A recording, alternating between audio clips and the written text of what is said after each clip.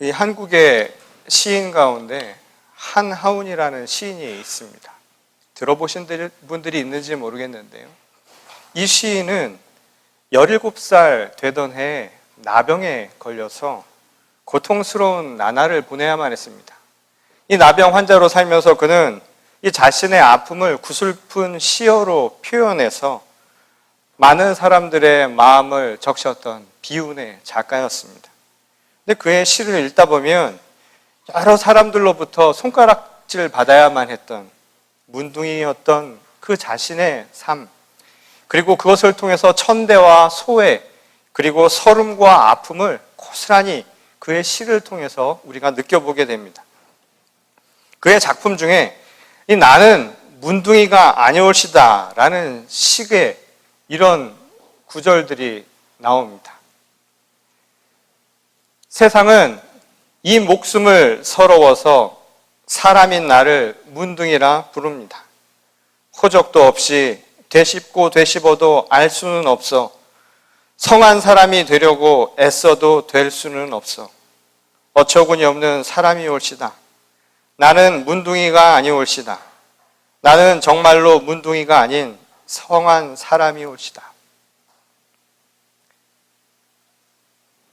이 비록 사람들의 눈에는 벌레 보듯 대하는 문둥이로 보일지는 모르지만 이 시인 자신은 문둥이 이전의 남들처럼 이 행복을 누릴 권리가 있는 이 어엿한 한 생명이라는 사실을 이 절규하듯 이야기를 우리에게 하고 있습니다. 이 길에 버려진 강아지는 요즘은 이 유기견, 보기만 해도 좋아하며 또 쓰다듬어 주는 사람들도 많은데 누구나 선뜻 이 문둥이의 손을 잡으려고 하는 사람들, 문둥이의 몸을 만지려고 하는 사람들을 찾아보기는 어렵습니다. 실제로 예전에는 문둥이나 또는 길에서 돌아다니는 거린을 보면 돌을 던지던 아이들을 종종 볼 수 있었습니다. 그래도 되는 줄 알았죠. 그런데 이런 현실들을 바라보면서 이태리의 유명한 철학자인 아감벤이라는 사람은 이렇듯 멸시와 천대의 대상이 되는 사람들을 일컬어서 이렇게 말했습니다. 호모 사케르라고 불렀습니다. 이 말은 무슨 뜻이냐면 죽일 수는 있어도 희생 제물로 사용할 수 없을 만큼 아주 비천한 존재라는 뜻을 담은 말입니다. 예컨대 말이죠. 소나 양은 죽여도 그것을 희생 제물로 사용할 수 있습니다. 하지만 지렁이나 바퀴벌레와 같은 미물들은 우리가 죽일 수는 있어도 그것을 희생 제물로 드리지는 않습니다. 그것은 그만큼 우리 스스로 값어치가 없고 보잘것없다라고 생각하는 생명체이기 때문이라는 것이죠. 그는 그런 의미에서 인간들 중에도 돌에 맞아 죽어도 눈 하나 깜짝하지 않는, 보호받지 않는 호모 사케르 같은 그런 사람들이 있다라고 우리에게 말을 합니다. 그리고 그들이야말로 벌거벗은 생명이요, 사람들에게 철저히 외면당하고 쓸쓸한 삶을 살아가는 존재라는 사실을 우리에게 이야기를 한 바가 있습니다. 오늘날 우리 시대에도 나병 환자처럼 철저히 외면당하고 소외당한 호모 사케르, 곧 벌거벗은 생명들이 없다고 말할 수 있을까요? 길거리의 노숙자들,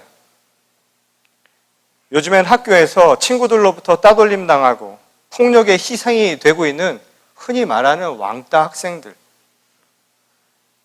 피부색이 다르다고 차별받는 많은 사람들, 특별히 이주 노동자들, 전쟁의 잔인함 속에 상처 입고 살아가는 희생자들, 위안부 여성들, 그리고 여전히 폭격 속에서 죽어가는 어린 아이의 생명들, 아마도 삶의 곳곳에서 여전히 목소리를 내지 못하고 철저하게 억눌려서 살아가는 사람들, 벌거벗은 생명들이 아마도 우리 시대에 여전히 존재한다고 우리는 말할 수 있을 겁니다. 아마도 이들 역시 이 시인처럼 나는 벌거숭이, 다시 말해서 벌거벗은 생명이 아닙니다라고 강변하고 절규하듯 말하고 싶어 할 겁니다. 그리고 지금도 어디선가 그 이야기를 사람들에게 항변하고 있을지도 모릅니다. 배제되고 무시된 자신의 소리를 세상 밖에 알리기 위해서 여전히 지금 어디선가 그 벌거벗은 생명들은 아둥바둥거리며 살아가고 있을 것이라는 말씀이란 거죠. 그런 점에서 오늘 우리가 읽은 이 본문의 말씀은 세상의 벌거벗은 영혼들에게 주시는 예수님의 메시지입니다. 어떤 의미에서 예수님의 눈에는 애시당초 벌거벗은 생명이라고 하는 것은 존재하지 않은 것 아니었을까요? 세상에 하나도 죽어도 되는 것은 애초부터 없었던 것 아니었을까요? 예수님은 모든 것을 사랑하시고 모든 살아있는 미물에도 하나의 가치를, 생명의 존중함을 허락한 것 아니셨을까요? 그럼에도 불구하고 세상 속에서 여전히 벌거벗은 생명 취급받으면서 살아가는 바로 오늘 현실의 많은 생명들에게 바로 오늘 이 메시지는 분명한 이야기를 전하고 있다는 겁니다. 오늘 이 메시지의 내용은 분명한 그 의미를 우리에게 이렇게 이야기하죠. 오늘 본 말씀 1절을 보면 항상 기도하고 낙심하지 말아야 한다라는 분명한 메시지를 우리에게 가르쳐주고 있습니다. 다시 말해서 이 비유의 목적은 모두가 항상 기도하며 낙심하지 말게 하기 위해서 주신 예수님의 말씀이라는 겁니다. 이 제자들에게 사실은 주신 예수님의 말씀이었죠. 그리고 그 말씀은 비유를 통해서 재판관과 과부의 이야기를 통해서 우리에게 그의 메시지를 전하고 있습니다. 근데 그 내용은 아주 간단하죠. 아무리 불의한 재판관이라 할지라도 이 귀찮은 만큼 자꾸 찾아가서 그것을 요구하는 자신의 권리를 요청하는 이 과부 앞에서는 결국 들어주지 않을 수 없다라는 내용입니다. 그러니 불의한 재판관도 그의 이야기를 들어주는데 하물며 하나님께서 자신에게 밤낮으로 부르짖으며 강청하는 권리를 요청하는 자녀들에게 그 요청을 허락해 주지 않을 리가 있겠느냐? 하나님은 들어주시지 않겠느냐라는 내용으로 해석할 수 있는 말씀이라는 것이죠. 근데 이 말씀은 지금 이야기한 대로 그냥 말뜻 그대로 이해를 해도 크게 문제가 없는 대목입니다. 근데 말이죠. 아와 다르고 어와 다르다고 그 목적과 의도에 따라서 전혀 다른 해석을 할 수도 있는 곡해의 가능성이 있는 비유의 말씀이라는 겁니다. 예컨대 말이죠. 이 비유의 핵심을 요구를 통해서 무언가를 얻는 것에 초점을 두고 있는 사람이라면 마치 모든 것을 기도하면 얻을 수 있다라는 식으로 오해할 수 있는 대목이라는 겁니다. 실제로 누가복음 11장 10절의 말씀처럼 구하고 찾고 두드리라. 그리하면 너에게 모든 것을 주시고 구하게 될 것이고 열려 주실 것이다. 라는 말씀으로 우리가 해석할 수 있는 대목이라는 겁니다. 근데 그 말씀 자체도 아버지가 자녀의 요구를 들어주시는 것처럼 너희가 모든 것을 구하고 찾고 그것을 계속해서 두드리면 하나님께서 다 들어주실 것이다. 라는 식으로 이해한다면 오해의 소지가 얼마든지 있는 말씀이라는 것이죠. 한번 생각을 해보시죠. 만일 자식이 나에게 구한다고 해서 부모가 그것을 외면할 수 없는 것은 당연한 것이겠죠. 그렇다고 해서 자식이 원하는 모든 것을 들어줄 수는 없는 법 아니겠습니까? 만일 원하는 모든 것을 들어준다면 그거야말로 문제가 있는 것 아닐까요? 오히려 부모가 자식의 그 간청을 들으면서 들어줄 때는 그만한 이유가 있겠죠. 그리고 그것이 그에게 합당한 것이고 그에게 필요한 것임을 부모가 알기 때문에 주는 것 아니겠습니까? 그런 의미에서 본다면 오늘 본문 말씀도 사실은 강청을 해서 끝까지 매달려서 무언가를 얻어내라고 하는 것이 말씀의 핵심이라기보다는 오히려 어떠한 모습을 통해서 예수 그리스도의 정신을 우리가 살면서 보여주는 삶의 태도가 무엇인가, 그리스도를 따르는 제자된 자의 모습이 무엇인가 하는 것을 우리에게 가르쳐주는 말씀임을 우리가 보게 된다는 겁니다. 실제로 오늘 메시지의 의도를 우리가 분명하게 이해하기 위해서 그 내용을 한번 좀 더 살펴보도록 하겠습니다. 이 비유의 이야기는 이 당시의 시대적 상황을 아주 잘 반영하고 있죠. 실제로 오늘 본문의 비유에 나오는 불의한 재판관과 과부의 상황은 이 당시 유대 사회에서 종종 볼 수 있었던 상황이었다는 겁니다. 2절에 보면 재판관을 기술하면서 이렇게 이야기를 하죠. 하나님도 두려워하지 않는 사람이다 라고 그렇게 기록하고 있습니다. 이 말은 이방인을 뜻하는 말입니다. 무슨 말이냐 하면 하나님을 두려워하지 않는 자들, 곧 하나님을 경외하지 않는다라는 것은 하나님에 대한 믿음이 전혀 없었다라는 것을 이야기하는 겁니다. 곧 유대인이 아니라 이방인을 지칭하는 하나의 말로 고유 명사처럼 사용하는 단어였다는 것이죠. 그런 의미에서 당시 시대적으로 재판관들이 우리가 생각하듯 유대인들보다는 로마에서 임명한, 로마를 통해 고용된 사람들이 많았다는 것을 우리가 생각해 볼 수 있는 대목입니다. 실제로 당시에는 로마에서 고용된 재판관들이 많았습니다. 그러다 보니까 재판이라고 하는 것이 유대인들의 눈에는 어떻게 비쳤겠습니까? 자신들의 이해, 자신들의 이익과 또한 자신들의 권익을 보호해주기보다는 법이 자신들과는 반대편에서 흔히 말해서 당시의 국가였던 로마를 위해 또한 로마의 시민들을 위해 법이 사용되는 상황을 종종 목격하게 된다는 것이었죠. 그런 의미에서 유대 사회에서 재판관은 늘 불의한 사람처럼 여겨졌다는 겁니다. 한마디로 불만이 팽배해 있었다는 것이죠. 한번 생각을 해보세요. 법이 문제였던 적이 있었습니까? 법이 문제였었던 적은 없었지요. 법을 사용하는 사람들이 문제였지요. 오늘 이 시대에 편법과 탈법과 온갖 불법이 판치는 세상이 된다고 해보십시오.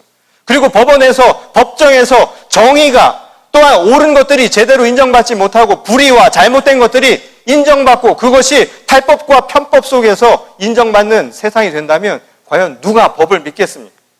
그리고 그 법을 심판하는 심판자들, 재판관들에 대해서 누가 올바른 생각을 가질 수 있겠느냐 이 말인 것이죠. 당시 유대 사회는 그런 의미에서 자신들의 이해관계와는 너무 멀리 떨어져 있는 로마의 이익과 항상 함께 가는 그 시대적인 이 불의한 모습들을 늘 안고 있었다라는 것을 우리가 볼 수 있다는 것이죠. 그런 의미에서 당시 유대인들은 실제로 문제가 있을 때마다 공공법정을 가기보다는 연륜이 있는 마을의 장로들을 찾아갔다는 겁니다. 이 장로들을 찾아가서 그들에게 답을 구하는 것이죠. 어떤 것이 옳은가 말이죠. 정말 하나님의 말씀에 의하면 어떤 것이 옳은 일인가, 그것의 시시비비를 가려달라고 하는 것이 당시 상황이었다는 겁니다. 그러니 그만큼 재판관을 불의하다라고 보는 것은 팽배했던 법에 대한 불신과 당시 시대 상황을 그대로 반영하고 있음을 우리에게 가르쳐주는 대목이라는 겁니다. 이 반면에 과부는요, 사회적으로 가장 연약한 존재를 대표하는 계층이었죠. 성서에 나오는 과부들은 항상 연약한 사람들을 대표하는 부류의 사람들이었습니다. 그들은 자신의 권리를 잃어버리고 늘 숨죽이면서 살아가는 가장 낮은 존재라고 생각을 했다는 겁니다. 그리고 아무도 그들의 소리에 귀를 기울여주지 않았던 것이죠. 한마디로 벌거벗은 생명과 같은 존재였다는 겁니다. 그런데 비유에 등장하는 이 과부는요, 좀 다르죠. 우리가 흔히 볼 수 있는, 우리가 생각하는 벌거벗은 생명으로서 아무 능력과 아무런 소리도 내지 못하는 그런 여인이 아니었다는 겁니다. 다시 말해서 밟아도 반응이 없는 호모사케르가 아니라 이 여인은 밟으면 꿈틀대는 그 무언가를 가지고 있었던 여인이었다는 것이죠. 어떻게든 자신의 권리를 되찾기 위해서 안간힘을 다 쓰는, 어쩌면 억척스러운 과부였는지도 모른다는 겁니다. 그래서 불의한 이방인 재판관조차도 이걸 안 도와주면 안 되겠다, 견딜 수 없다 할 만큼 아주 억척스러웠던 그런 과부였다는 것이죠. 자신의 목소리를 낼 줄 아는 그런 여인이었다는 겁니다. 억척스러움. 이 단어가 어떤 단어를 또 연상케 만드나요? 이 한국의 단어 중에 여인들을 가르치는, 여기 계신 집사님, 권사님, 결혼하신 분들을 지칭하는 한국의 말이 있죠. 세 마디, 뭡니까? 아줌마. 아줌마는 그 웹스터 영영사전에도 고유 명사로 오르는 단어 아닙니까? 남성도 여성도 아닌 제3의 성을 가진 그 무언가로, 몸은 생리적으로는 분명히 여성이 맞는데 하는 일들을 보면, 하는 태도를 보면 흔히 생각하는 여성의 범주를 넘어선 또 다른 성이다 해서 실제로 아줌마라고 하는 이름이 이 사전에 실린 일이 있다고 합니다. 근데 아줌마 하면 떠오르는 게 억척스러움인데요. 저도 아줌마 하면 떠오르는 억척스러움에 대한 생각들이 있습니다. 근데 억척스러운 아줌마를 생각하면 여러분들의 생각은 어떤가요? 부정적인가요? 긍정적인가요? 아무래도 부정적인 생각들이 먼저 들지 않습니까? 20년이나 된 이야기지만 저는 아줌마 하면 소스라치게 놀라는 경험들을 몇 번씩 했습니다. 특히 지하철에서의 아줌마는 대단한 권력자들이시죠.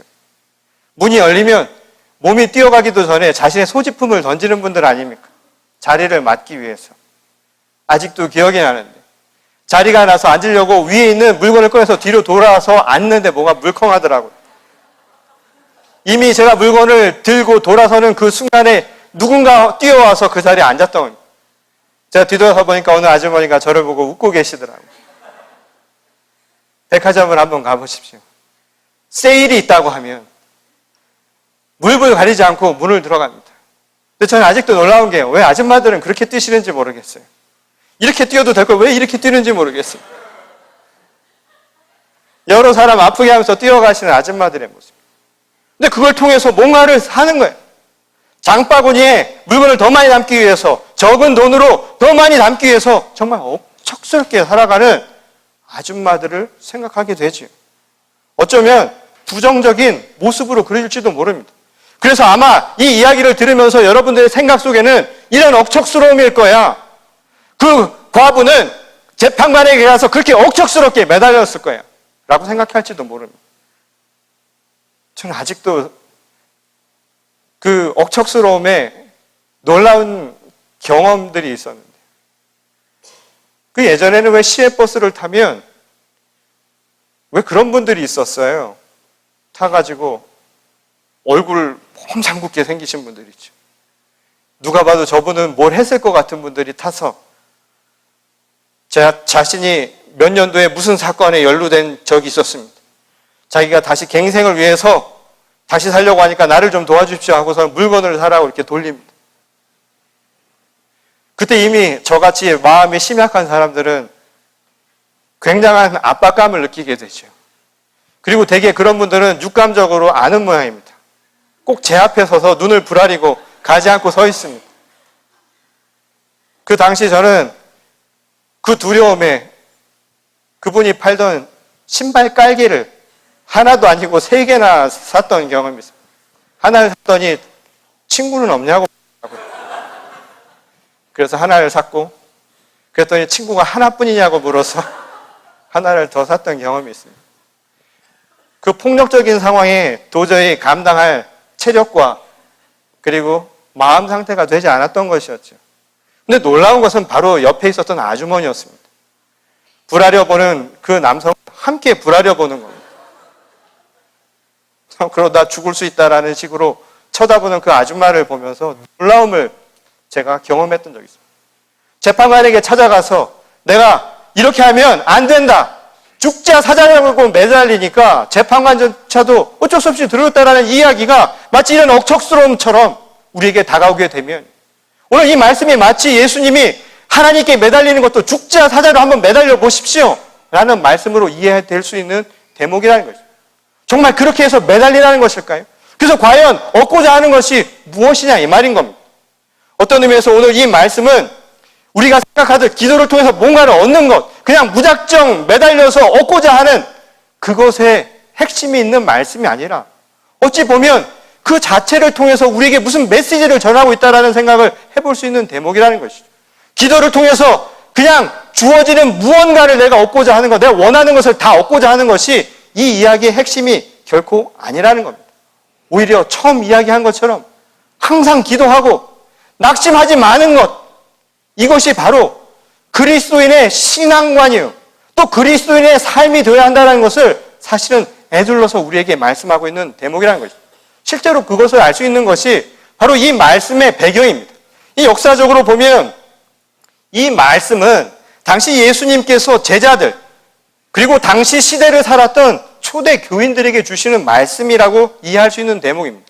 실제로 당시 초대 교인들, 예수님이 돌아가시고 난 뒤에 초대 교인들이 궁금해했던 질문들, 그리고 그들이 겪어야 했던 고난 상황, 그리고 그들이 고민했던 우려와 모든 고통에 대해서 예수님은 이미 아시고 그것을 대비하고 미리 이 말씀으로 그들을 위로하고 계셨다라는 말씀이죠.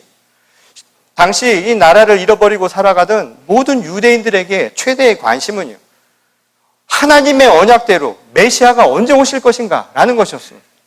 언제 오셔서 우리를 구원하실 것인가, 이게 바로 그들의 관심이었죠.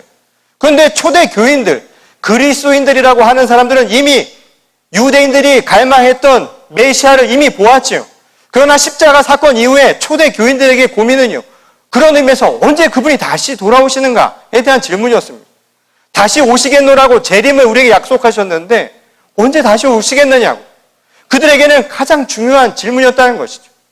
그런데 말이죠, 지금 이 두 개의 질문은 하나의 공통점이 있죠. 그것은 무엇입니까? 바로 메시아가 오신다는 겁니다. 다시 오시건 아니면 우리를 지금 찾아오시건 메시아가 오는다라는 것이죠. 그것이 그들에게는 어떤 의미였습니까? 다시 말해서 하나님의 나라가 임한다는 겁니다. 하나님의 공의가 이 땅 가운데 임하기를 그들은 기다렸다는 겁니다. 무슨 말일까요? 세상은 어지럽습니다. 세상은 온갖 불의가 판치고 있습니다. 우리의 삶은 고통과 고난과 질곡의 연속입니다. 세상은 자유롭지 못합니다. 세상은 옳은 것보다 옳지 못한 것이 오히려 힘을 얻고 살아가고 있습니다. 이런 현실 속에서 그들이 바랬던 것은 무엇이었을까요? 다른 게 아닙니다. 하나님의 나라가 이 땅 위에 임하면 오늘 우리들의 삶의 변화가 있을 것이다. 우리들의 잘못된 것들이 바로잡아질 것이고, 부정한 것들이 옳게 세워질 것이고, 불의보단 의로움이 인정받을 것이고, 힘으로 막무가내로 사는 것보다는 평화가 이 땅을 지배하는 세상이 올 것이다. 우리에게 고난과 눈물과 슬픔이 아니라 우리에게는 기쁨과 소망이 넘쳐나는 세상이 올 것이다. 바로 이것이 그들 모두가 꿈꾸었던 바로 소망이었다는 겁니다. 바로 벌거벗은 생명처럼 소외된 그 시대의 모든 사람들이 고민하고 그러면서도 소망했던 바로 그 모든 것을 주님은 아시고 바로 이 말씀을 그들에게 전하고 계셨다는 겁니다.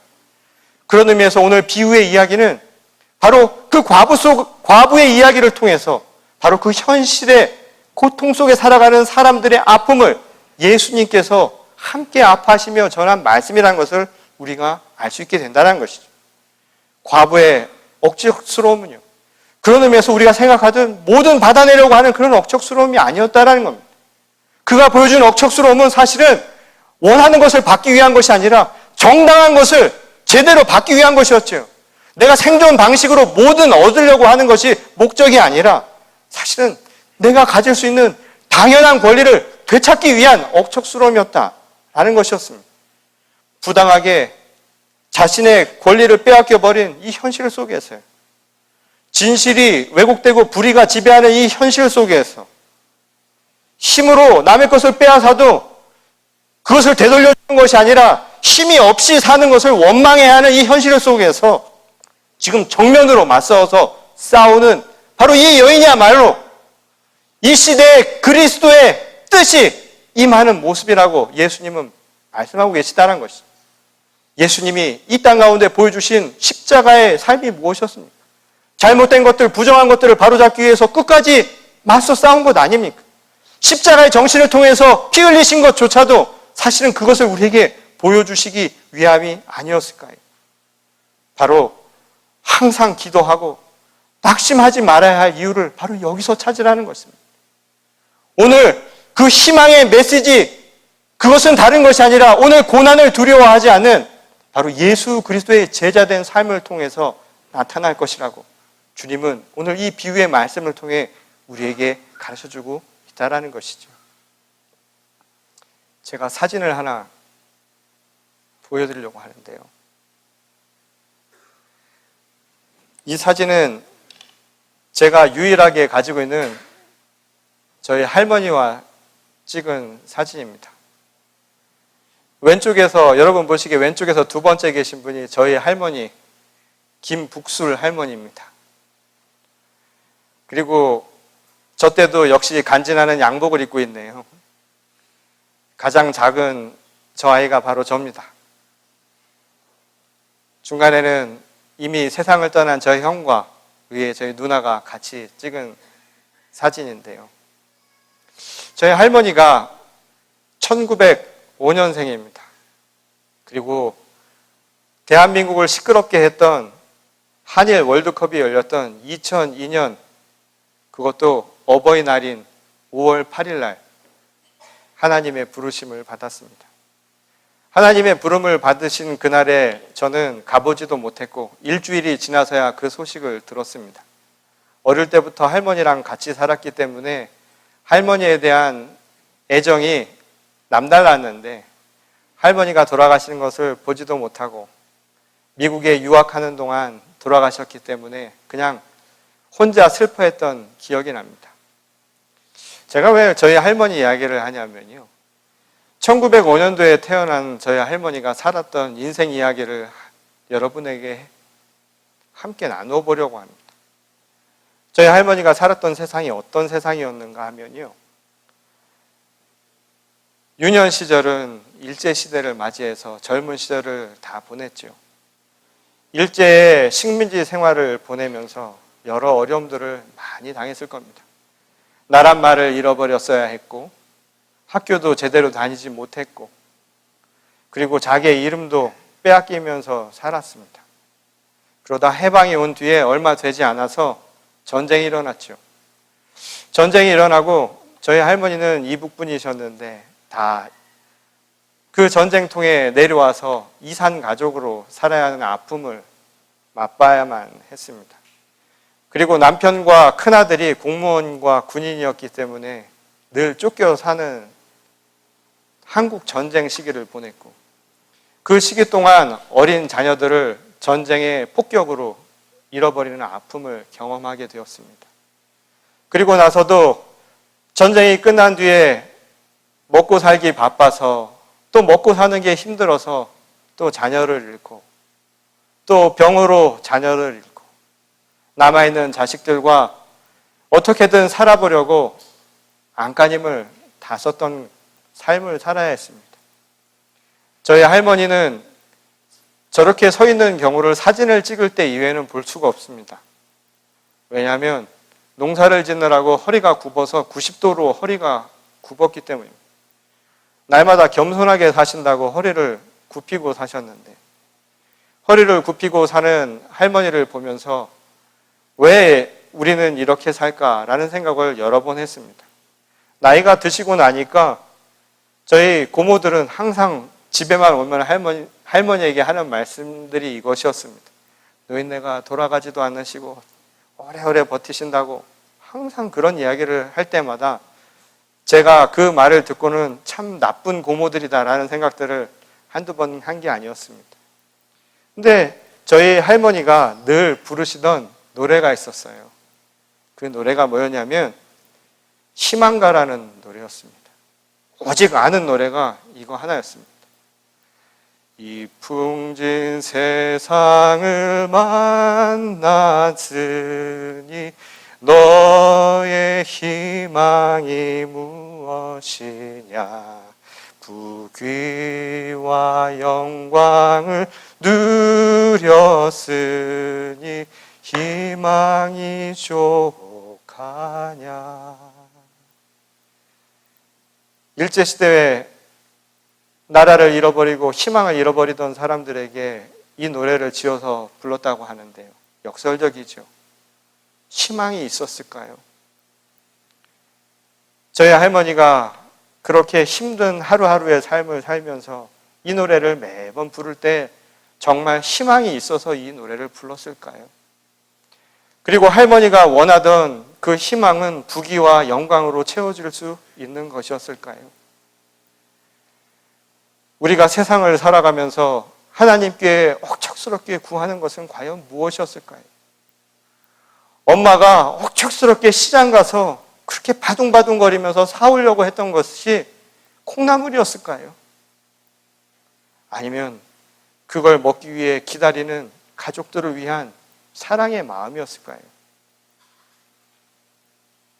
96세에 세상을 떠났던 저희 할머니가 생전에 늘 저에게 이 노래를 부르시면서 그런 말씀을 들려주시곤 했습니다.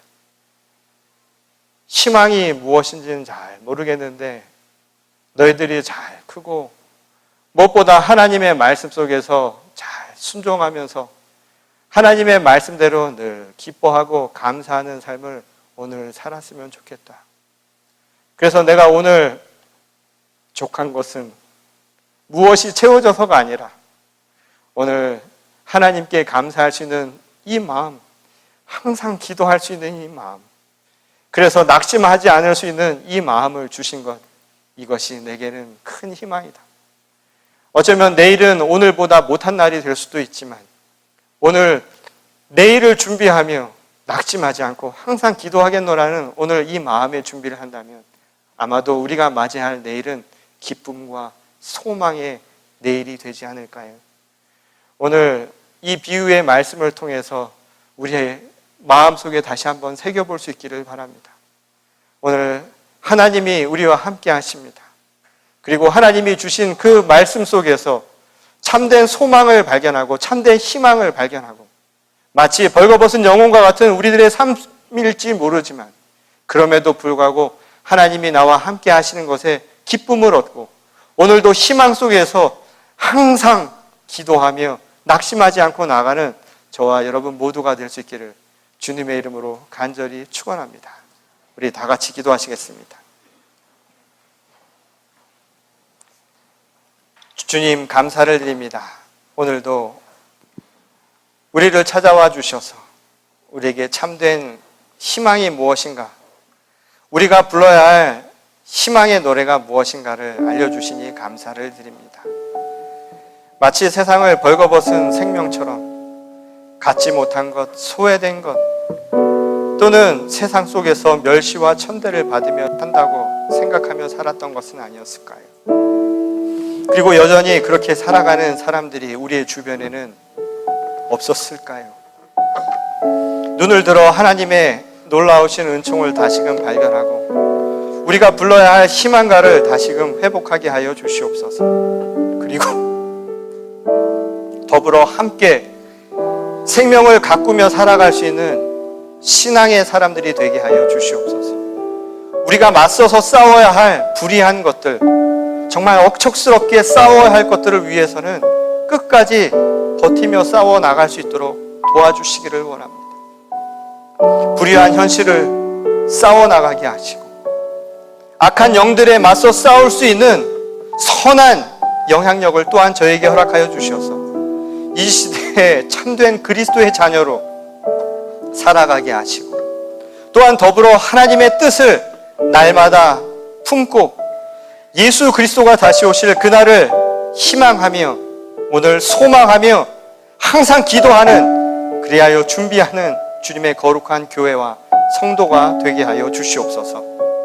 이 시간 우리의 마음을 위로하시기를 원합니다. 상처받은 영혼들 하나님께서 일일이 위로하시고 하나님의 위안 속에서 힘을 얻고 돌아가는 저희가 되게 하여 주시옵소서.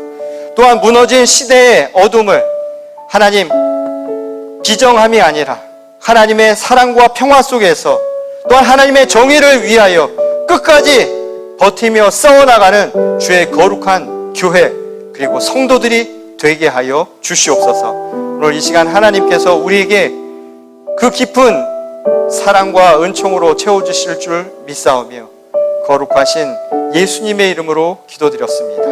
아멘.